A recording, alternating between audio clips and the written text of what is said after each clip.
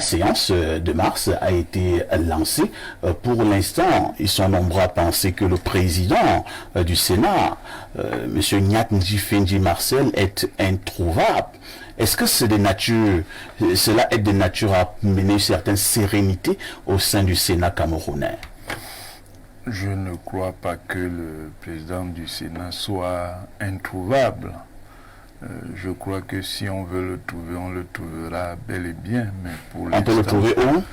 Il faut savoir où il se trouve. Pour savoir on ne le voit pas au niveau du Sénat, nous ne l'avons pas vu à l'ouverture, nous ne l'avons pas vu au chef de l'État dernièrement. On le cherche. Il peut lui arriver d'avoir des problèmes de santé qui font qu'il ne soit pas disponible, mais ce n'est pas qu'il soit introuvable. Maintenant, comme d'habitude, ça laisse courir des spéculations, mais chacun est responsable des spéculations qu'il suscite. Pour l'instant, les sessions ont été effectivement lancées. Attendons de voir la dynamique qui conduit à la constitution définitive des bureaux des deux chambres du Parlement et particulièrement du Sénat avant de savoir de quoi il en retourne. Professeur, je voudrais que vous puissiez garder nos microphones. Vous l'avez dit, les bureaux vont être élus cette semaine. On saura si M. Nyat deviendra le président du Sénat ou alors si l'honorable Cavaye Guedjibré continuera à être à la tête du perchoir du côté de l'Assemblée nationale. Au regard d'un certain nombre d'indicateurs, avez-vous l'impression que ces deux hautes personnalités de la République mériteraient être encore à la tête de ces illustres instances? Ce n'est pas à moi de déterminer leur mérite. On sait quels sont les mécanismes institutionnels et politiques qui président au renouvellement annuel des bureaux de ces chambres. Il y a une certaine expérience de la mise en œuvre de ces mécanismes et cette expérience-là, elle est essentiellement orientée par la continuité. Mais ce n'est pas parce qu'elle est orientée par la continuité que ça signifie qu'en toute occasion, cette continuité va jouer. Donc attendons de voir ce qui va effectivement se passer, parce qu'on peut faire vouloir jouer la continuité et ne pas pouvoir le faire. On peut essayer de renouveler alors qu'en fait les règles dominantes de continuité restent valables. Merci, professeur, pour ce regard. Maître Emmanuel Sim, vous qui êtes de l'opposition, ils sont nombreux qui pensent quand même qu'on n'a pas besoin de vous faire un dessin pour comprendre quand même que nos deux présidents du Parlement montrent des signes visibles d'essoufflement. Ils devraient à nouveau être présidents de ces deux chambres. Mais je pense qu'ils seront là. Je ne vois pas pourquoi ils ne seraient pas là. Le président du Sénat, le président de l'Assemblée nationale sont à ces postes par la volonté du président de la République. C'est lui qui décide, tout le monde le sait d'ailleurs. Et il y a cette phrase fabuleuse à l'époque de M. Cavaye qui remerciait le président de la République de le reconduire à ce poste. Donc je ne vois pas de raison pour lesquelles, en ce moment, le président de la République ferait qu'il ne soit pas à le poste. Donc pour vous, il n'y a pas de signe d'essoufflement qui tiennent? Non, ça c'est une autre affaire. Qu'ils soient essoufflés ou pas, je n'en sais rien. Je ne sais pas s'ils sont malades ou pas, je ne les connais pas de manière proche et particulière. Mais ce que j'ai dit sur le plan politique, nous sommes à 1 an d'une prochaine élection au niveau de ces chambres-là. On va les renouveler. Je pense que le président va aller jusqu'au bout avec ses compagnons à lui, je le crois. Donc je ne pense pas qu'il les enlèvera. Maintenant, ce qui peut être un peu embarrassant pour le Sénat, c'est que on a mis à la tête, mais ça c'est un vieux débat, à la tête du Sénat, une personnalité qui n'a pas été élue, mais plutôt nommée. Et ça pose un problème quand même réel dans une démocratie où une personnalité peut désigner des parlementaires qui sont supposés le contrôler et désigner de surcroît une personne élue, non élue je veux dire, à la tête du Sénat. Mais c'est un vieux débat, c'est déjà fini. Ils sont à 1 an de l'élection. Je pense que une nouvelle vague viendra de l'opposition de nous pour les faire partir. Donc c'est le combat qu'on mène en ce moment et c'est ce qui nous intéresse, dire aux Camerounais de se mobiliser, d'aller s'inscrire sur les listes électorales, de ne pas perdre espoir, de ne pas écouter ces gens qui leur disent que de toute façon ils vont perdre.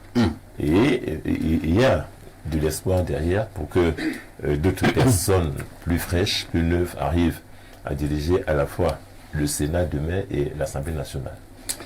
Jean-Lambert Nang, Kavaye Djibril, à la tête du Perchoir comme président de l'Assemblée nationale. C'est depuis pratiquement 1992. Maintenant, le président Nyadji Fendi, à la tête du Sénat, c'est depuis pratiquement 2013. Longévité, signe de vitalité au niveau du Parlement camerounais.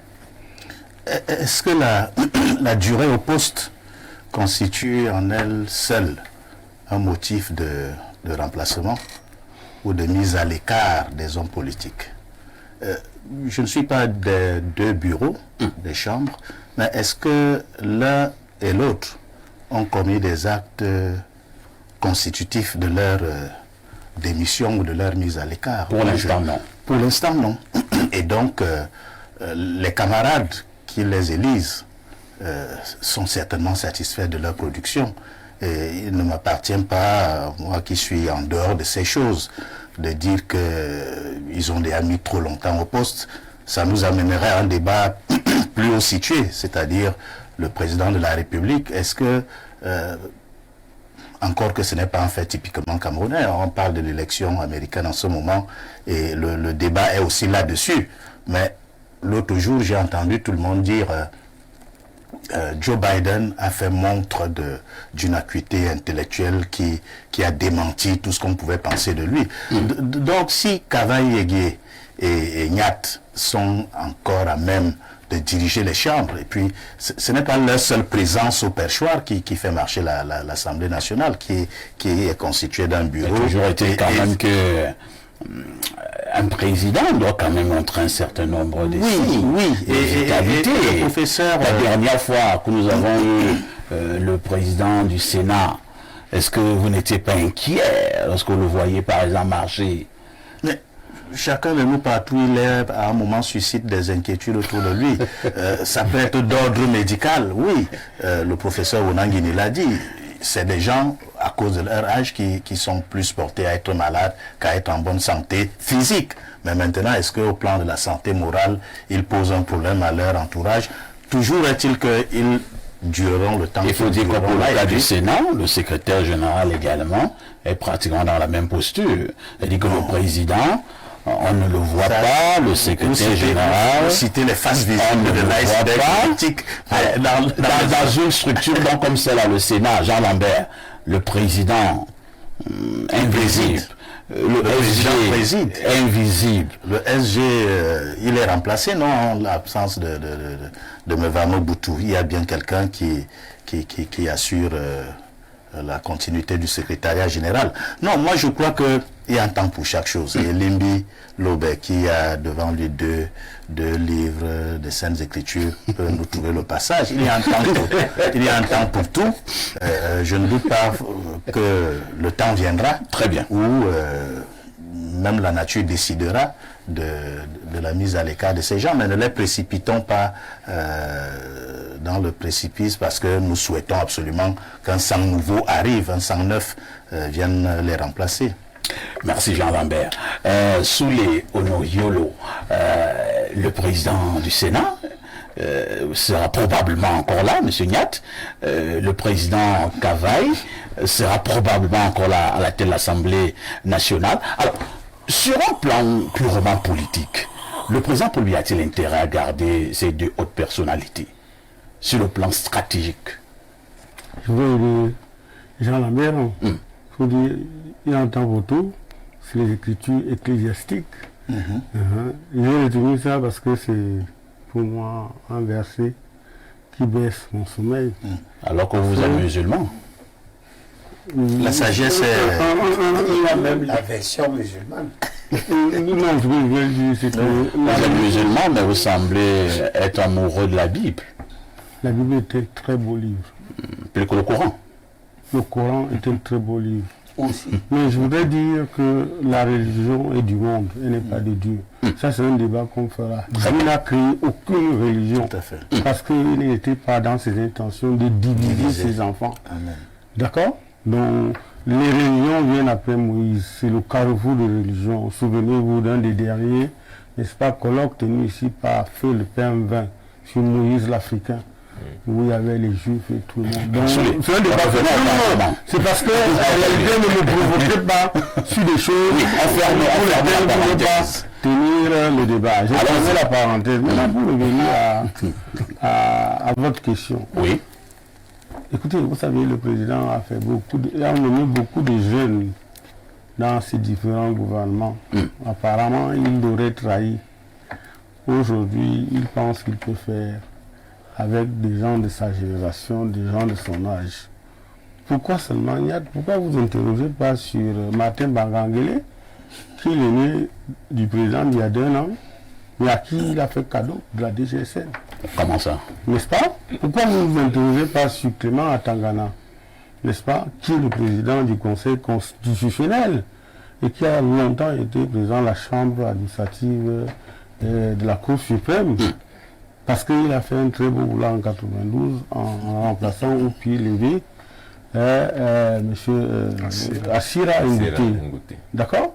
Donc, le président récompense des gens. Quand il enlève Folkantian Lawrence en 92 pour mettre Kavaï, il n'y a pas de problème, il sait ce qu'il recherche. Et puis, est-ce que si ces gars ne les gênent pas, pourquoi vous voulez qu'ils les enlèvent? Ils ne les gênent pas du tout. Puisque, jusqu'à maintenant, ils se blâment pas. Et qu'est-ce qui vous a dit qu'il met là pour qu'il travaille? Il est là pour savoir que, à tout moment, non, je le dis. Vous dites des choses très graves là, Soulé. Si on ne les met pas là pour leur travail, on les met donc pourquoi? Je vous dis que ces gens répondent du président de la République et le garant des institutions qui contrôlent tout. Mais alors, pendant combien, pourquoi les députés n'enlèvent pas Kavaï? Ils ont l'occasion de le faire comme aux prochaines élections. Pourquoi les sénateurs n'enlèvent pas Enyad? Ils peuvent le faire, non? Constitutionnellement parlant. Et suivre la discipline du parti. Bon, maintenant, la discipline, si la discipline du parti est au-dessus, n'est-ce pas, du Parlement, à qui la faute? Donc, le président de la République contrôle ces gars qui n'en mis pas, avec qui il a choisi, n'est-ce pas, le plus long possible, peut-être que jusqu'à la mort. Les gens qui peuvent, en réalité, permettre des changements ne le font pas. Pourquoi on ne peut pas aller à l'encontre? Il faut faire face contre la discipline du parti, puisque sur le plan constitutionnel, elle n'intervient nulle part. D'accord? C'est la discipline du parti, elle est verbale, elle est... Vous pensez que les députés ou bien les sénateurs peuvent prendre leur destin en main? Sur le fond, Bien sûr. il y aura quel problème? Mais s'ils ne le font pas, ils sont complices. Donc, je dis, s'ils le font, c'est-à-dire que s'ils décident que nous ne voulons plus le NIAT pour ce qui est du Sénat, ou alors nous ne voulons plus le travail pour ce qui est des députés, ils ont un mandat. Vous voyez que après avoir élu, le président a dit va signer un décret pour dire je dissous, n'est-ce pas, l'élection de tel ou tel. Non. Maintenant, s'ils sont tous complices, n'est-ce pas, de la surenchère et du maintien par le président de la République de ces hommes, mais qu'on assume. Ce n'est pas sur un plateau de télévision que nous allons nous émouvoir de ce que nous constatons depuis. D'accord, monsieur Aïsé? Nous allons permettre à Abel Elimbi Lobé de pouvoir également dire ce qu'il pense de cette situation à la tête de nos 2 chambres du Parlement. Abel Elimbi Lobé, disons donc il n'y a aucun souci. Pour parler comme Soulé, ces 2 hautes personnalités ne posent aucun problème au président Paul Biya et donc ils peuvent être réélus et la vie continue. Oui, mais ce n'est pas une bonne chose. Le pays n'appartient pas au président de la République. Il est notre chef. Il doit tenir compte de ses intérêts spécifiques. Mais au-dessus de ses intérêts, il y a les intérêts du pays. Et les intérêts du pays commandent que les institutions soient animées d'une manière qui ne pose pas de problème à l'ensemble du pays. Il s'agit de reconnaître que l'alternance est un catalyseur du dynamisme politique dans un pays. Mais en même temps, il s'agit aussi de savoir que les personnes âgées à certains postes apportent de la stabilité, ont de la retenue, ont de la circonspection. Il s'agit de qualités recherchées. Mais ces qualités ne doivent pas occulter la nécessité pour ceux qui ont déjà donné au pays de se reposer, de faire confiance aux gens qu'ils ont formés. Parce que le président Biya lui-même a déjà travaillé 60 ans. Peut-être même plus de 60 ans. Un peu plus. Il n'est pas normal qu'il nous donne l'impression qu'il n'a formé personne. Il n'est pas normal qu'il nous donne l'impression que personne ne l'a accompagné 60 ans durant, au point d'avoir autour de lui des hommes de confiance qui peuvent garantir la stabilité des institutions en apportant tout de même du sang neuf. Moi, j'étais aux élections législatives de 2020. J'ai fait campagne sur la limitation de tous les mandats. Je suis quelqu'un qui regrette beaucoup qu'en 2008, les forces du changement n'aient pas pu sauver la Constitution de 1996 qui avait en son sein l'article 6 qui limitait les mandats et qui est un acquis des luttes de 90 à travers la conférence tripartite et l'un des acquis que nous devons au professeur Oona Joseph, qui est l'un des penseurs de cette constitution de 96, qui avait entraîné la décantation de la tension politique de l'époque.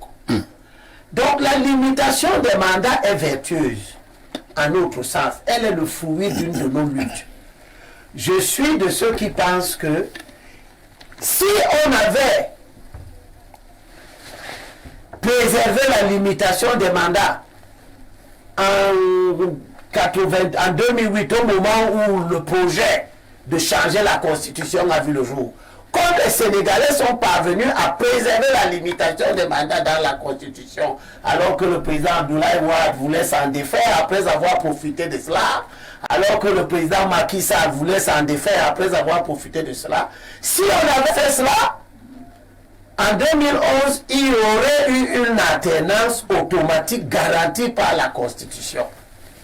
Et 2025 serait la deuxième alternance automatique garantie par la Constitution. Vous allez sur tout cela, Lobé. je reviens sur les mandats des députés. Ouais.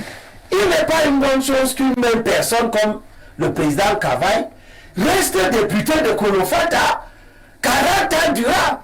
Ça veut dire que 40 ans durant, ou même plus de 40 ans, à Kolofata là-bas, à l'intérieur du parti. Il n'est pas de Kolofata. Pardon. Il n'est pas de Kolofata. Ah, il n'est pas de Kolofata, il est de l'extrême nord, non? De Mada. Mada, oui, de l'extrême nord. L'extrême nord. De l'extrême nord. Ça veut dire que là-bas, à l'extrême nord, à l'intérieur du parti, il n'a formé personne, il n'a tenu la main à personne, il n'a fait grandir personne. Les députés depuis plus de 40 ans. Voilà, il n'a pas assuré la transmission du savoir qu'il a eu la chance d'avoir, peut-être même de façon innée. C'est ce que je dois retenir. Merci. Je dois retenir que le président Nyat a travaillé toute sa vie à construire le pays à la sommeil. Il n'a enseigné, il n'a rien appris à personne. Qu'il est devenu le premier président du Sénat étant déjà fort âgé, devant aspirer au repos, voir les enfants qu'il a élevés, c'est-à-dire nous tous, continuer son œuvre. Je pense que en nous voyant continuer son œuvre, il trouvera certainement un grand motif de fierté et de satisfaction. Il n'a donc formé personne au point où, quand il est déjà malade, fatigué, au point où lorsque la société doit lui rendre ce qu'il a donné, tout le monde consent à dire que non, ça doit être le président. Il doit Merci, Lobé. On a compris. tous les députés, les 152 députés du RDPC et les 84 des sénateurs aucun d'eux n'est capable de remplacer le président Niat. Il faut absolument que Dieu nous oblige. Je pense que Et si Dieu ne nous oblige c'est pas, ce qu'il fallait dire globalement ce matin. alors il faut que c'est Dieu concernant- qui nous oblige. C'est ce qu'il fallait dire globalement ce matin concernant